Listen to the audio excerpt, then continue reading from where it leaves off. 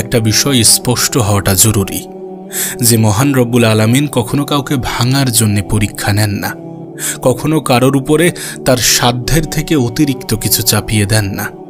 আর এই লাইনগুলো আমাদেরকে একটা মেসেজ দিতে চাই, আমাদেরকে একটা বার্তা দিতে চাই, আমাদেরকে বলতে চাই যে আমাদের জীবনে যা কিছু ঘটে বা যা কিছু ঘটছে আমরা প্রত্যেকেই সেগুলোর সমাধান করার যোগ্য।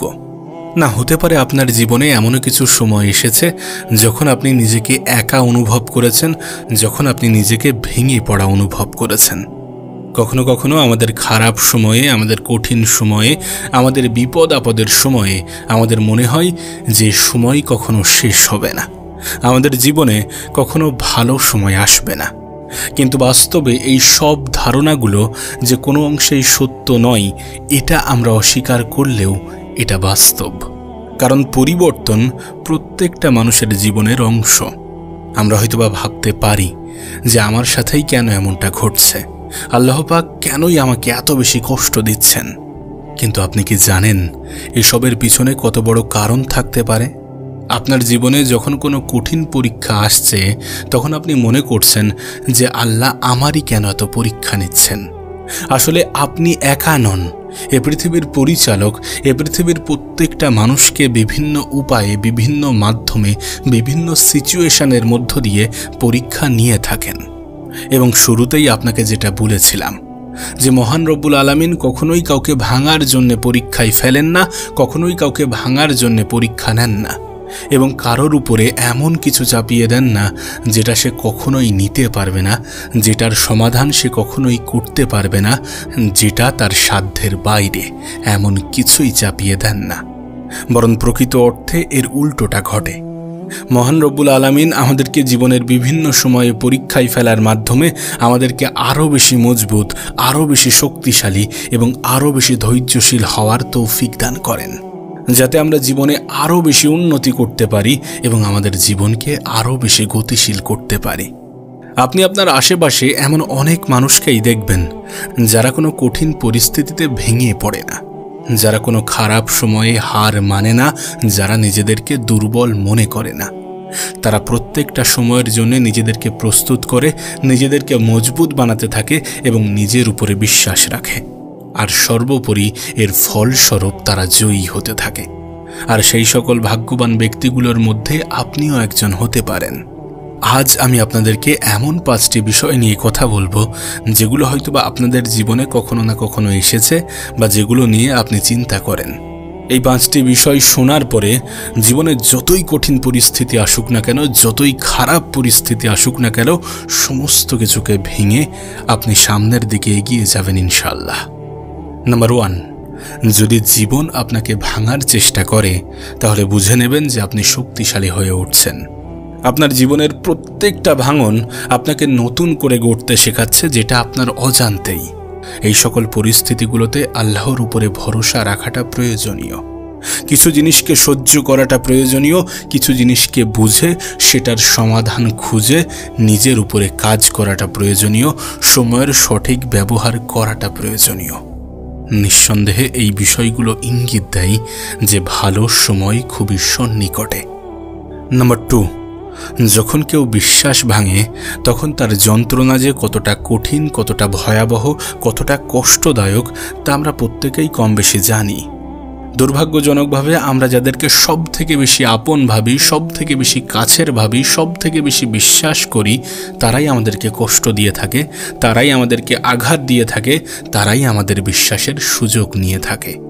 আর যখন আমরা কোনো বিশ্বাসঘাতকতার শিকার হই তখন আমরা ভিতর থেকে অনেকটাই ভেঙে পড়ি। কিন্তু এটা আমাদের জানা প্রয়োজন যে এমন পরীক্ষা আমাদের জীবনে কেন আসে। না, হতেও তো পারে এর মাধ্যমে আল্লাহ আমাদেরকে বার্তা পাঠাতে চাইছেন। হতে পারে সেই বিশ্বাসঘাতক মানুষটা আমাদের জন্য কল্যাণকর ছিলই না। আপনার কি মনে হয় নবী পাক সাল্লাল্লাহু আলাইহি সাল্লামের জীবনে কি এমন কিছু ঘটেনি? আমাদের প্রিয় নবীজির অনেক কাছের মানুষেরাও বিশ্বাসঘাতকতা করেছিল, কিন্তু এই সব কিছুর বিনিময়ে নবী পাক সাল্লাল্লাহু আলাইহি সাল্লাম আমাদেরকে শিখিয়েছেন ধৈর্যের শিক্ষা। বাস্তবে তিনি কখনোই প্রতিশোধ পরায়ণ হননি, বরং তিনি সমস্ত কিছু আল্লাহর উপরে ছেড়ে দিয়েছেন এবং বলেছিলেন, যারা আল্লাহকে ভয় করে আল্লাহ তাদের জন্য পথ বের করে দেন এবং এমন জায়গা থেকে রিজিকের ব্যবস্থা করে দেন যেটা মানুষ কল্পনাও করতে পারে না। নবী পাক সাল্লাল্লাহু আলাইহি সাল্লামের এই বাণী, এই আচরণ আমাদেরকে কিছু শেখায়, কিছু বোঝায়, কিছু ভাবায় যে কিছু কিছু সময় কিছু কিছু ক্ষেত্রে দুনিয়াতে ন্যায় বিচার না পেলেও আল্লাহর কাছে এর ন্যায় বিচার নিশ্চয়ই আছে। এই সকল পরীক্ষার মাধ্যমে আল্লাহ হয়তোবা আমাদেরকে বোঝাতে চাইছেন, আমাদেরকে বার্তা দিতে চাইছেন তানার উপরে ভরসা করার। না, এ বিষয়ে কোনো সন্দেহ নেই, এ বিষয়ে কোনো সন্দেহ নেই যে মানুষ আমাদেরকে একা করে দিলেও, মানুষ আমাদেরকে একা ছেড়ে দিলেও আল্লাহ তার বান্দাকে কখনোই একা করেননি। আমাদের রব অবশ্যই আমাদের সঙ্গে আছেন। আমাদের জীবনে কখনো কখনো এমনও সময় আসে যখন আমরা নিজেদেরকে একা অনুভব করি। মনে হয় যেন চারিপাশ অন্ধকার হয়ে গেছে, জীবনে আর কোনো আশার আলো বেঁচে নেই। চারিপাশে এত এত মানুষ থাকা সত্ত্বেও নিজেকে খুব একা মনে হয়। তবে এটা শুনে আপনি অনেক বেশি খুশি হবেন যে এই একাকিত্ব আল্লাহ পাকের দেওয়া একটি নিয়ামত। আমাদের রব আমাদেরকে একাকিত্বের পরীক্ষায় ফেলেন তার কারণ আমরা যাতে তানার আরও বেশি কাছাকাছি চলে যেতে পারি। হযরত ইউসুফ আলাইহিস সালামকে কূপে ফেলে দেওয়া হয়েছিল। পরবর্তী সময়ে তিনি কারাগারে বন্দী হন, পরিবার থেকেও তাকে দূরে থাকতে হয়েছিল। কিন্তু এই একাকিত্বটা সব থেকে বড় সুযোগ ছিল। এই সুযোগটা হলো আল্লাহর কাছে পৌঁছানোর, আল্লাহর সব থেকে কাছে পৌঁছানোর। তিনি তানার একাকিত্বের সময়ে একান্তে রবের সাথে কথা বলতেন এবং তানার ইবাদতে মশগুল থাকতেন। আমাদের কাছে এটা স্পষ্ট, কারণ পবিত্র কোরআনেই উল্লেখ আছে যে নিশ্চয়ই আল্লাহর সাহায্য অনেক বেশি নিকটে। না, হতে পারে আপনিও একাকিত্বের মধ্যে ভুগছেন, আপনিও একাকিত্বকে অনুভব করছেন এবং একাকিত্বকে নিজের শাস্তি মনে করছেন। কিন্তু প্রকৃত অর্থে একাকিত্ব আল্লাহর একটি নিয়ামত এবং এটাকে একটি নিয়ামত হিসাবেই ভাবুন। প্রকৃত অর্থে রব আমাদেরকে তানার কাছে টেনে নেওয়ার জন্য এই ধরনের নিয়ামত দিয়ে থাকেন। আল্লাহ আপনাকে একাকিত্বের মুখোমুখি দাঁড় করিয়েছেন, একা করে দিয়েছেন, তার কারণ তিনি আপনাকে তানার কাছে টানতে চাই। এটাকে বোঝার চেষ্টা করুন, একাকিত্বকে নিজের শাস্তি ভাবাটা বন্ধ করুন। জীবনের যে কোনো কঠিন পরিস্থিতিতে ধৈর্য ধরার চেষ্টা করুন, আল্লাহর উপরে ভরসা রাখুন, নিজেকে ছোট ভাবা বন্ধ করুন।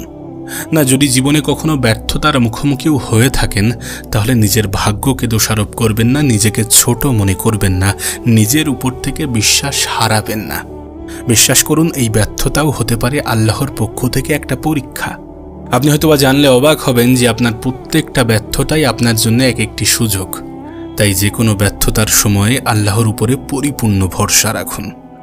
নাম্বার 5, স্বপ্ন দেখুন এবং সেই স্বপ্ন বাস্তবায়নের জন্য নিজের সর্বত্র দিয়ে চেষ্টা করুন, নিজের সবটুকু দিয়ে চেষ্টা করুন।